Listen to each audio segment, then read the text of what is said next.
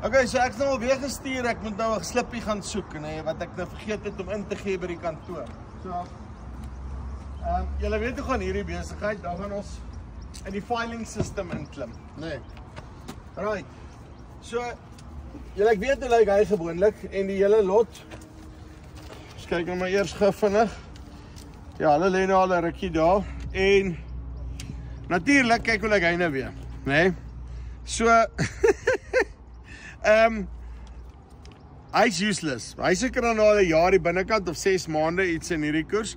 Hoe kom jy by hierdie goed verby? So daai ene, jy gaan belasting betaal op hom en sorry, is nou maar soos hy is, nee. Of jy kan hom nie terugclaim nie. Gelukkig, raai wat dit ons vir julle.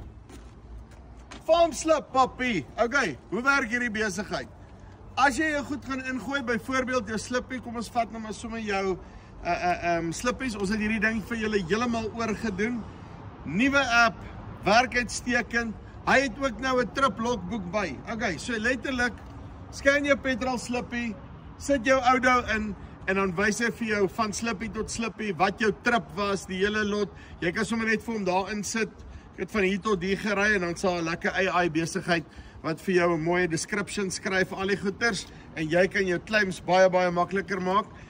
Boere, hierdie ding is eintlik gebou vir julle op die einde van die dag. Moenie laat daai blank slippietjie, nee, maak dat jy nie die BTW kan terugeis nie.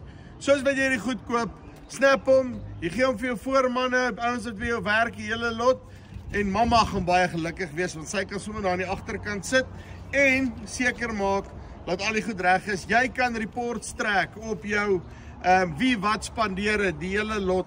Farm slip is nou daar, as 'n ernstige tool in jou besigheid. Linkie bo of hieronder, download hom nou en raai wat? As jy hom download en 'n jaar subskripsie vat op die premium package aan einde van die jaar toe, stuur ons vir jou 'n bakkie braai, nê. Daai ding is awesome. Dis die perfekte Kersgeskenk. Bakkie braai, dan kan jy daar in die veld ook nog sit, dan kan jy hierdie goed gebruik, nê.